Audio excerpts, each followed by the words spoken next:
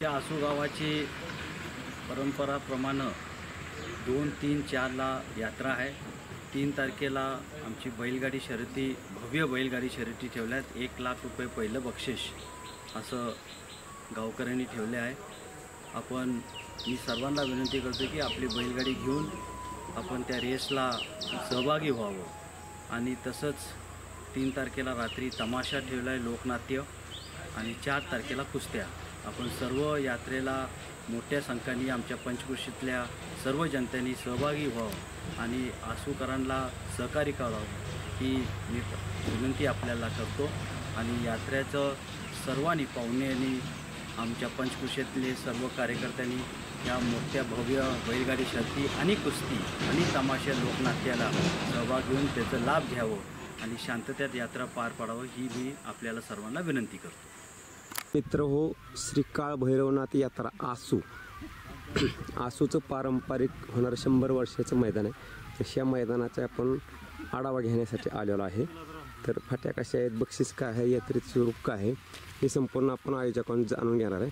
आयोजक इथं समक्ष बसलेच झाडाखाली। तर चला तर मग आपण मित्र व श्री काळ भैरवनाथ यात्रा चालू आहे आणि यात्रेचं मैदान दिनांक 3 मे 2025 रोजी आहे। आणि यात्रा कमिटीचे सदस्य श्री रघुवीर आप्पा माने माजी आयुक्त आहेत, आपल्याबरोबर समक्ष बोलत आहेत। नमस्ते आप्पा। नमस्कार। आता आपले श्री काळ भैरवनाथाच्या यात्रेनिमित्त बैलगाडीचे शर्यतीचं मैदान किती तारखेला आहे? मी प्रथमतः गोलबतात्या लाईव्ह टीव्हीचं आसू ग्रामस्थांच्या वतीने स्वागत करतो। सालाबादप्रमाणे काळ भैरवनाथ यात्रा ही 2, 3 आणि 4 मे रोजी भरणार आहे। त्यापैकी 3 मे रोजी आमच्या येथे बैलगाड्यांची भव्य शर्यत आहे। सदर बैलगाडा शर्यतीचं ग्राउंड हे आम्ही गेली 3 पिढ्या म्हणजे जवळपास 100 वर्ष भरवत आहे आणि याची पंचकृषीतील सर्व शेतकरी बांधव बैलगाडा मालकांना माहिती आहे। सदरची शर्यत ही आम्ही अखिल भारतीय बैलगाडा चालक मालक संघटनेच्या नियमानुसार आणि सरकारी नियमावलीनुसार भरवणार आहोत। आता बैलगाडीचं मैदान किती तारखेला आपलं? बैलगाडीचं मैदान 3 मे 2025 रोजी आहे। सकाळी किती वाजता चालू होईल? सकाळी साधारणतः 10 वाजता बैलगाड्यांची शर्यत चालू होईल। बरं, आता ह्या मैदानाच्या प्रथम बक्षिसापासून शेवटच्या बक्षिसापर्यंत बक्षीस, या मैदानासाठी प्रथमचं बक्षीस आहे यात्रा कमिटी आसू यांच्यातर्फे 1 लाख, दुसरं बक्षीस आहे 71,000, तिसरं बक्षीस आहे 51,000, चौथं बक्षीस आहे 31,000, पाचवं बक्षीस आहे 21,000, 6वं बक्षीस आहे 15,000 आणि 7वं बक्षीस आहे 11,000। ह्या मैदानाची प्रवेश फी किती असेल? या मैदानाची प्रवेश फी 1,000 रुपये आहे। अच्छा, म्हणजे महाराष्ट्र शासनाच्या आणि बैलगाडी संघटनेच्या नियमाप्रमाणे आहे।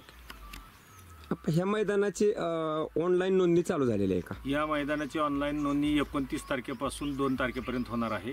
त्याबाबत आवश्यक असणारे तुमचे सोशल मीडियावर आम्ही जाहिरात दिलेलीच आहे।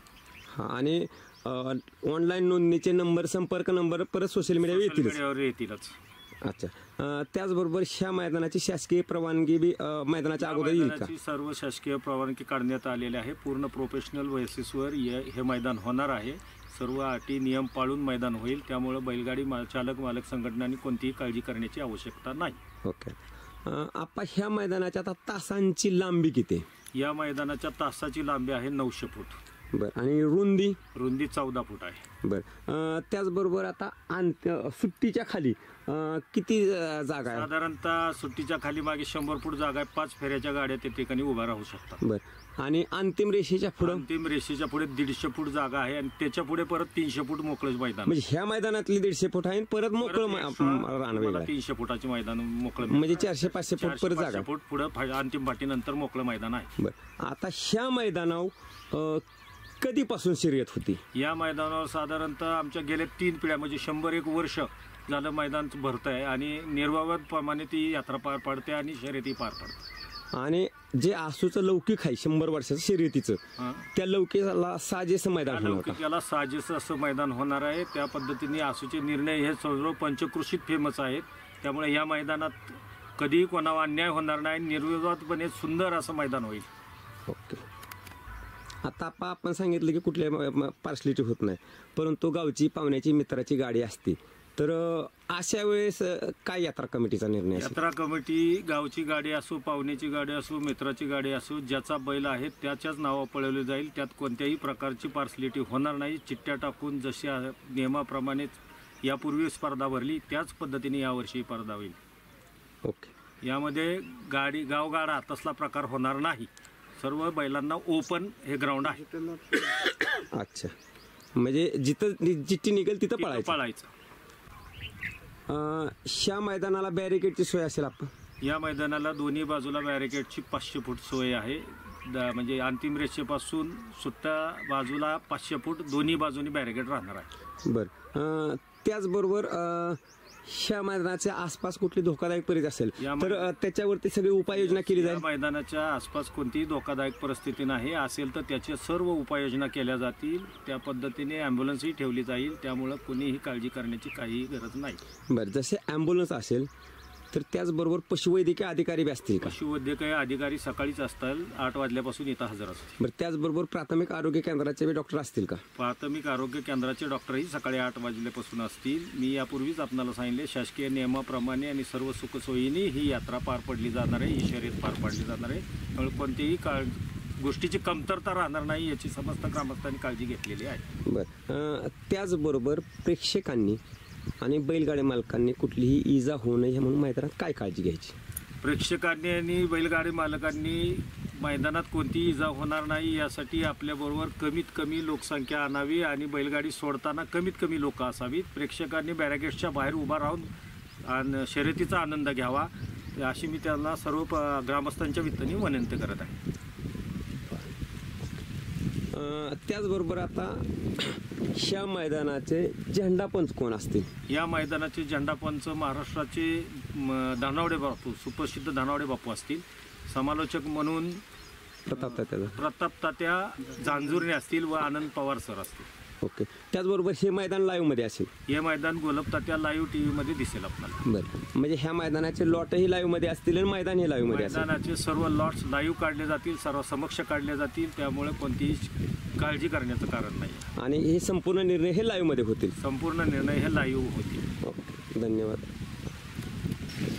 आता ह्या मैदान महाराष्ट्र शासनाच्या आणि अखिल भारतीय संघटनेच्या नियमानुसार होते, पण तरीसुद्धा नियमावली लॉट सुरू होण्या अगोदर मैदान सुरू होण्या अगोदर पुकारली जातील का? सदरच्या शर्यतीची नियमावली ही सकाळी लॉट सुरू होण्याच्या अगोदर, मध्ये आणि शेवटी ही पुकारली जाईल. त्यामुळं नियमावली जी महाराष्ट्र शासनाने घालून दिली किंवा अखिल भारतीय मालक संघटनेने, बैलगाडा मालक संघटनेने घालून दिली त्याची वारंवार इथं पुकारा करण्यात येईल. ओके, धन्यवाद. आपण मित्र हो, आसूचे आजी सरपंच सुकोंडे दादा आहेत, तर महादेवराव सुकोंडे आहेत.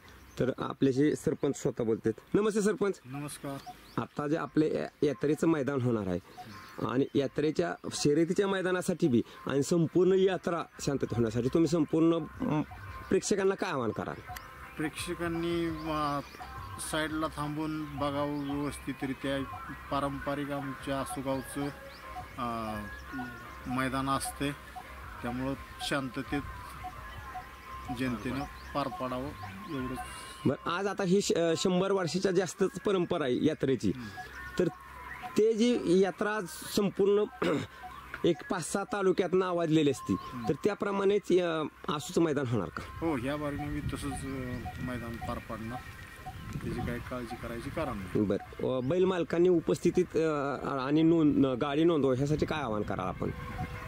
बैल मालकांनी, गाडी मालकांनी 29 तारखेपासून 2 तारखेपर्यंत ऑनलाईन नोंद करून घ्यावी. जास्तीत जास्त नोंद होईल एवढी अपेक्षा. सरपंच, इथे येणाऱ्या प्रेक्षकांना आणि बैल मालकांना कुठल्याही प्रकारचा अपघात होणार ह्यासाठी काय आवाहन करा आपण? प्रेक्षकांनी आपापल्या जबाबदारीवर शर्यत पाहावी. जबाबदारी फक्त यात्रा कमिटीची राहील की बाबा एखाद्याला जर जखम काय झालं तर दवाखान्यापर्यंत पोहोचवण्यापर्यंत यात्रा कमिटी जबाबदार राहील. बाकी कुठली जबाबदारी नाही. कुठली जबाबदारी, आणि प्रत्येकाने स्वतःच्या जबाबदारीवर मैदान बघायचं. स्वतःच्या जबाबदारीवर ज्याने त्यांनी मैदान पाहावं एवढी अपेक्षा. धन्यवाद. आसू गावचे माजी सरपंच पैलवान राजेंद्र शिरतोडे आहेत आपल्यासमोर. नमस्ते पैलवान. नमस्कार. आता आपलं जे 3 तारखेला यात्रेचं मैदान होणार आहे, तर त्या मैदानाचा एक सारांश सांगा मला. तर आता झेंडापंच आपण धनवडे बापू सांगितले, तर त्याचबरोबर बापूंना मदत करण्यासाठी यात्रा कमिटी असतील का? बापू तर आम्ही सांगितले, पण गेली आम्ही कित्येक वर्ष गावच्या पंचावरती यात्रा पार पाडतो आणि सगळी पंच कमिटी त्या बापूंना सहकार्य करल्यात. काही चिंता करायची काही कारण नाही. म्हणजे आता ज्येष्ठ आणि तरुण ही सगळी दोन्ही यात्रा प्रत्येक जो सहभाग घेईल ते पंच गावचा असं आहे आणि यात्रा सर्व खुशीने पार पडते. बरं, आता अंतिम रेषेवरती पंच कमिटी कशी असेल? अंतिम रेषेवरती पंच कमिटी तरुण काही आणि वयस्कर काही दोन्हींचा मिलाप करून आणि अंतिम येणारे ज्येष्ठ नागरिक साईडला स्टेजवर बसलेले असतील, त्यांचे अंतिम निर्णय त्यांच्याकडे असेल. पण देणारा निकाल हा व्यवस्थित बघून दिला जाईल. हा देणारा निकाल हा तुमच्या CC कॅमेऱ्यात पाहूनच अगदी गाडी मालकाचं समाधान होईपर्यंत दाखवला जाईल आणि नंतर निकाल दिला जाईल. कुणाचाही तक्रार असेल तर त्याला 2-3 वेळा स्क्रीन दाखवली जाईल आणि नंतर त्यांना निकाल दिला जाईल. अच्छा, धन्यवाद. आप्पा नमस्ते. मैदानाची म्हणजे यात्रा गेल्या महिन्यापासून तुम्ही सगळी यात्रेची तयारी करताय. बरोबर आहे. त्याचबरोबर आता 8 दिवसापासून मैदानाची तयारी बरोबर करताय आहे. आणि संपूर्ण लहान थोर मंडळी मदतीसाठी असते, मार्गदर्शनासाठी असते. तर हे मैदान आता तयार करत असताना कशा प्रकारे तयार केलं आपण?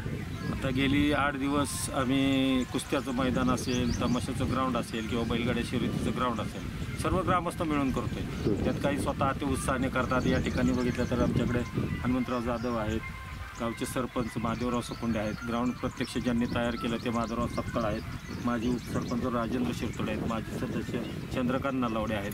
आत्ता तुमची मुलाखत चालू असताना आम्ही एवढेच जण हजर आहोत, पण प्रत्यक्ष गावाचा पूर्ण सहभाग यामध्ये आहे. जरा तिकडे कार्यक्रम चालल्यामुळे लोक तिकडे बी काय गेले नाही, त्यामुळे प्रत्येक जण आपापल्या परीने कार्य चालू आहे. कोण तमाशाच्या तयारीला आहे, कोण कुस्त्याच्या तयारीला आहे, कोण कुस्त्या जोडत आहे. प्रत्यक्ष सगळ्यांची नावं मी इथं घेऊ इच्छित नाही, परंतु हे ग्राउंड आता बैलगाड्या रेसबद्दल बोलायचं झालं तर हे ग्राउंड तयार करताना हे ग्राउंड अक्षरशः ऊस तोडून गेल्यानंतर या माधवराव सपकाळ असतील, थिटे असतील किंवा ज्यांच्या मशिनरी आहेत त्यांनी स्वतःहून येऊन त्याचं रोटावेटर मारणं, नांगरणं, चढ काढणे, फाट्या टाकणे, रोलन करणे, पाणी मारणे, ह्या सगळ्या कष्ट करून ह्या फाट्या तयार केलेल्या आहेत, जेणेकरून बैल मालकांना पेक्षा बैलांना त्रास होऊ नये याची पुरेपूर काळजी या लोकांनी घेतलेली आहे. हा, आता तुम्ही नक्कीच कष्ट केलेले तर मला लगेच मैदानात दिसले की जेणेकरून आता आदत ही खोंड आणि मोठा बैल ही दोन्ही पळू शकते, असं तुम्ही मैदान चांगलं पाहण्यासारखं केलं. ओपन टू ऑल बैल या पद्धतीचं ग्राउंड आहे. हे दात बघणे, दुसा आहे, तिसा आहे, आदत आहे, ही शर्यत आहे. तो जिता वही सिकंदर सारखं हे काम चालू आहे. ही यात्रा आहे, ही काय प्रायव्हेट रेस नाही आहे. त्यामुळे जो काही येईल तो बैल पळेल आणि जो जिंकेल तो जिंकेल. अच्छा, धन्यवाद. आप्पा पुन्हा एकदा आपण नोंदी संदर्भात आणि उपस्थित राहण्यासंदर्भात बैल मालकांना, चाहत्यांना, प्रेक्षकांना काय आवाहन कराल? मी समस्त ग्रामस्थांच्या वतीने आणि यात्रा कमिटीच्या वतीने एक नम्र आवाहन करू इच्छितो की आपल्या बैलगाडी शर्यती ऑनलाईन 29 पासून ते 2 पर्यंत असेल. सकाळी 10 वाजता ही शर्यत चालू होईल. मी पंचक्रोशीतील किंवा महाराष्ट्रातील बैलगाडी मालकांना जाहीर आवाहन करतो की या शर्यतीचा आपण सहभाग घेऊन आनंद घ्यावा. सर्व ग्रामस्थांचा आपण उपस्थित राहिल्यानंतर आमचा अभिमान वाढेल अशी शर्यत आपण करावी असे मी नम्र आवाहन करतो आणि जास्तीत जास्त लोकांनी उपस्थित राहून या शर्यतीचा आनंद घ्यावा असे मी सर्व ग्रामस्थांच्या आणि यात्रा कमिटीच्या वतीने आपणास विनंती करतो. धन्यवाद. आपण धन्यवाद.